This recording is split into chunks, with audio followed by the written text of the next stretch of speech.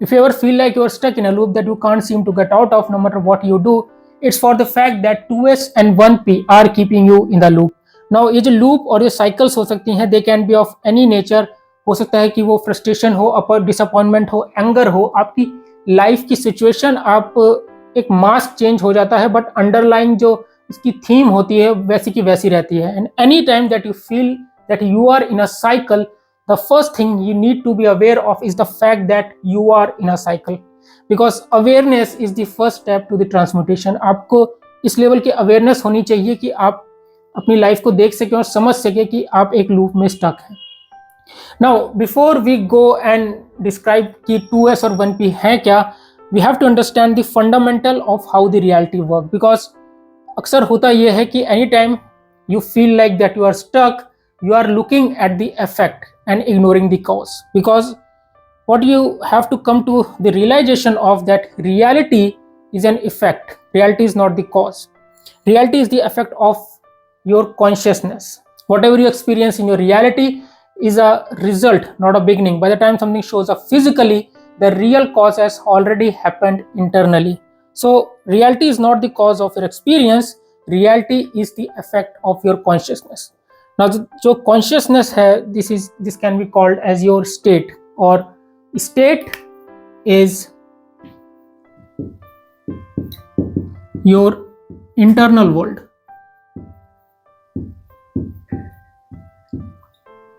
Now it's very important to understand that physical reality is downstream, the internal world is the upstream. Oftentimes people try to change the outcome without even touching the cause. You can't solve an effect at the level of effect. So because reality is an effect, when something shows up in your life, you try to change the effect. But you have to understand that changing the effect, trying to change the physical reality, is you already acting too late. Because what we call reality, everything जो we see outside, the matter and all, so you have to come to the understanding that matter is a frozen consciousness. The world look fixed and world look solid because your consciousness has settled into a form. So reality is nothing but a consciousness that is slowed down and settled. What look fixed and solid is nothing but a delayed reflection of your consciousness. Now with that being said, you have to understand that reality in a nutshell is a system, and that system, it feeds on your energy, and that energy is your emotional energy.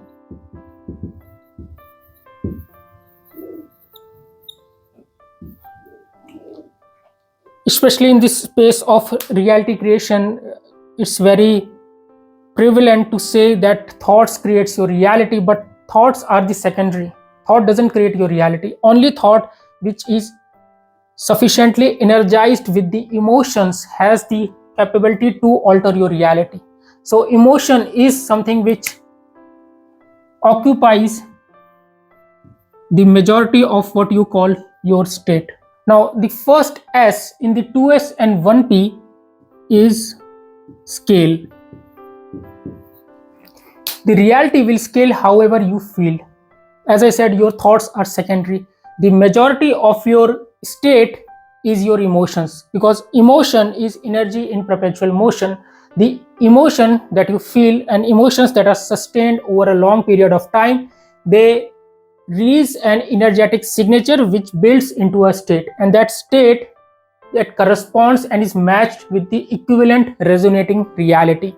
So however you feel, reality will make sure that that feeling, that emotion is scaled. If you feel bad, reality will make sure that you feel worse. If you feel stressed, reality will make you more stressed. And if you feel disappointment, reality will make sure that you feel hopeless. But that scaling principle, it also works the otherwise. If you feel hopeful, reality will make sure that you feel convinced.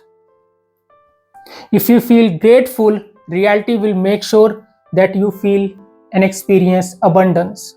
And the way reality does is, however you feel, reality will rearrange the events, circumstances, condition, and people around it to make sure that emotion, that feeling, it continues to scale.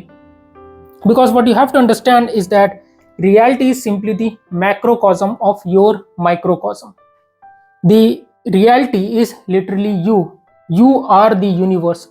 Whatever you see and observe outside of your life is nothing but your internal state, your state of consciousness that is frozen, as I said, because reality is nothing more than a frozen consciousness. The universe is the macrocosm of you as a microcosm. You are the source and reality simply reflect. So reality in a nutshell is simply a mirror.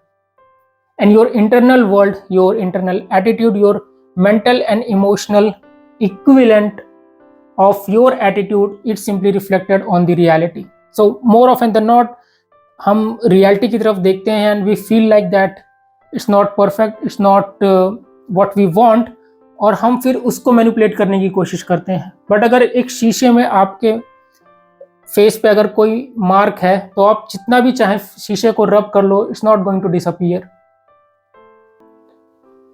It will only disappear the moment you erase that mark from your face. Mirror won't smile until you smile.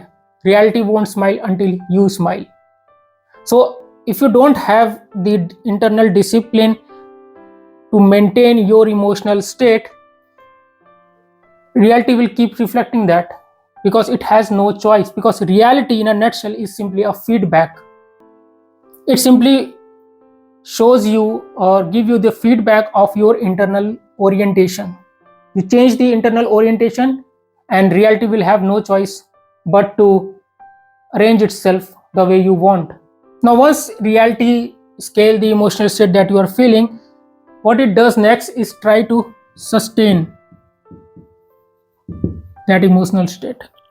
And the way it does, again, by using the people, circumstances, conditions and event.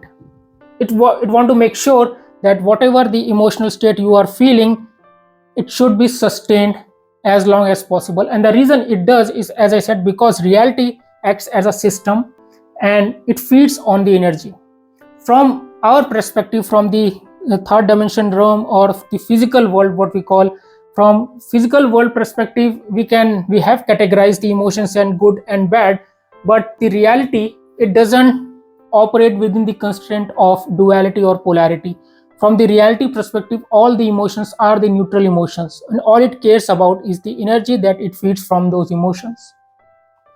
So from reality perspective, there is no good or bad, there is no happiness or sad, it's all the same thing. And all the emotions that exist, they are all the part of the same scale, but just different orientation. And what makes sure that a certain emotion out of this scale continues to be scaled and sustained in your life is based on your attention. And attention is the concentration of your energy. It's the focus. And wherever you focus, reality makes sure that your focus is always expanded. So any situation, if you are focusing on the negative aspect of it, reality will make sure that that negative aspect continue to be scaled and sustained. And the reason reality does this scaling and sustaining model, because it wants to predict. It wants to predict you. Because the reality, it operates on the principle of least resistance. Just like any efficient system, reality wants to make sure that it is spending the least energy to get the highest outcome. And the way it does is that once it understands your base emotions, it understands your emotional baseline, it knows what is the emotions you mostly return to, it can successfully scale it, it can sustain it, and it's easy for it to predict the next move. Because if your emotional state is predictable, it's very easy for reality to rearrange things. It's very easy for reality to use the people, circumstances, conditions, and event to continue to feed on the same energy. So what you call that you are stuck in a loop is simply a mechanism of scaling, sustaining, and predicting. And you can understand predicting in a way. It's like just reality is like a very efficient store manager. It maintain a store, and let's say in that store, in that area, everybody buy iPhones. Now for the store manager, it's very easy to maintain the inventory of iPhone. But suddenly, let's say someone came and they started asking for Android, and suddenly the whole area started asking about the Android. Now it becomes the problem for the store manager, aka the reality, to arrange more inventory so that the shop operations can continue flawlessly. So even though, let's say, 10 or 20 people came and asked for the Android phone, the reality store manager still try to force the iPhone to them. They will still try to market the iPhone to them, and only to a point when the reality realize that iPhone are no more cool again, then it will start to fill up the inventory for the Android phone. And no hate to iPhone or no hate to Android. No iPhone versus Android debate here, please. But the thing is that why reality wants to predict you, because it wants to spend least energy possible to just sustain and continue to manage you. Now the question become how you can really break free from this loop, and the answer to that is that it's not about you breaking the loop, it's about you going from the undesired loop that you are stuck in to the desired loop.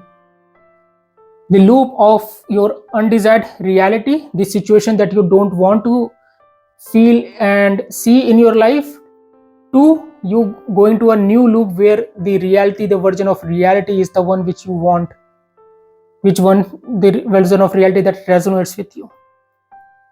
And it all begins with an alteration of your emotional state.